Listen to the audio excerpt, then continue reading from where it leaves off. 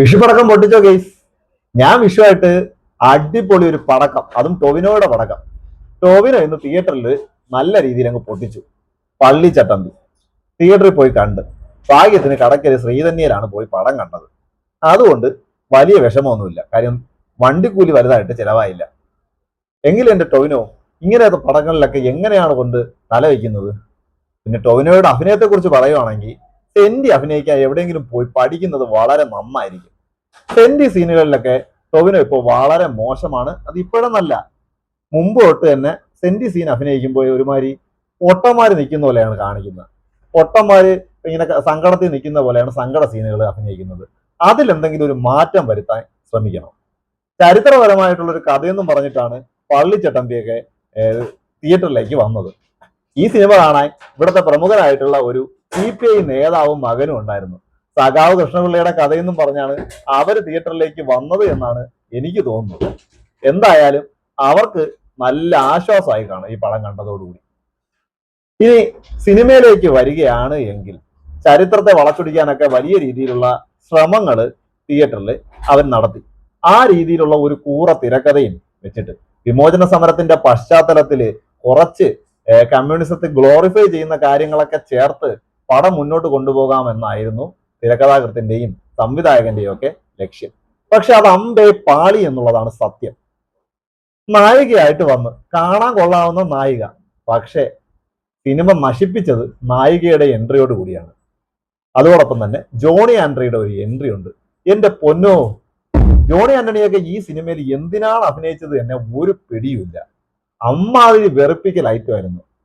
ജോണി ആന്റണി വരുന്നത് വരെ സിനിമ ഒരു ഓളത്തിലാണ് മുമ്പോട്ട് പോയത്. നല്ല രസമുണ്ടായിരുന്നു കാണാനൊക്കെ. ബാബുരാജിന്റെ എൻട്രി അടിപൊളിയായിരുന്നു, നല്ല സ്വാഗ് ഉണ്ടായിരുന്നു. ബാബുരാജും ടൊവിനോയുമായിട്ടുള്ള ഫൈറ്റ് അടിപൊളിയായിരുന്നു. ആ ഫൈറ്റിൽ എന്തോ കുറച്ച് പരീക്ഷണങ്ങളൊക്കെ നടത്താൻ ശ്രമിച്ചു. ആ ഫൈറ്റിൽ കുറച്ചൊക്കെ ഓക്കെ ആയി. പക്ഷെ ക്ലൈമാക്സ് ഫൈറ്റ് ആയപ്പോഴത്തേക്ക് ഇതൊക്കെ എന്ത് അപരാധമാണ് കാട്ടിച്ചു വെച്ചേക്കുന്നതെന്നാണ് തോന്നിയത്. അമ്മാതിരി തൊലിഞ്ഞ ഫൈറ്റിന്റെ രംഗങ്ങള്. പാട്ടുകൾ നമ്മൾ ആൾറെഡി കണ്ട് ഇഷ്ടപ്പെട്ടതാണല്ലോ. പാട്ടുകളെല്ലാം അടിപൊളിയായിരുന്നു. അതുകൊണ്ട് തന്നെ പാട്ടുകളെ ഞാൻ കുറ്റമൊന്നും പറയുന്നില്ല. BGM വളരെ മോശമായിരുന്നു. പലയിടത്തും കൃത്യമായിട്ടുള്ള BGM കൊണ്ടുവരുന്നതിൽ വരെ പരാജയപ്പെട്ടു എന്ന് വേണമെങ്കിൽ പറയാം.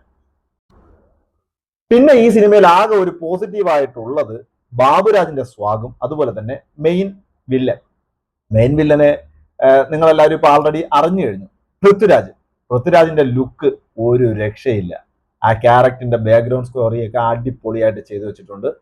പക്ഷേ മെയിൻ സ്റ്റോറി നല്ലതായിട്ടല്ലേ കാര്യമുള്ളൂ. മെയിൻ സ്റ്റോറിയിൽ സിനിമ വലിയ ശോകം, വലിയ പരാജയം, കുറെ പാസ്റ്റും പ്രസന്റും എല്ലാം കൂടെ ചേർത്ത് മൊത്തത്തിൽ നശിപ്പിച്ചു വെച്ചു എന്ന് തന്നെ വേണമെങ്കിൽ പറയാൻ പറ്റും. എന്തായാലും ഒരു അപരാധ സിനിമ. ഞാൻ സാധാരണ അങ്ങനെ സിനിമകളെ കുറിച്ച് മോശം പറയാറില്ല, എങ്കിലും ഇതിന് അപരാധം എന്ന് തന്നെ പറയണം. എനിക്ക് ഒരു രീതിയിലും കണക്ട് ചെയ്യാൻ പറ്റിയില്ല. എന്റെ കൂടെ അനന്തഗോപനാണ് ഉണ്ടായിരുന്നത്.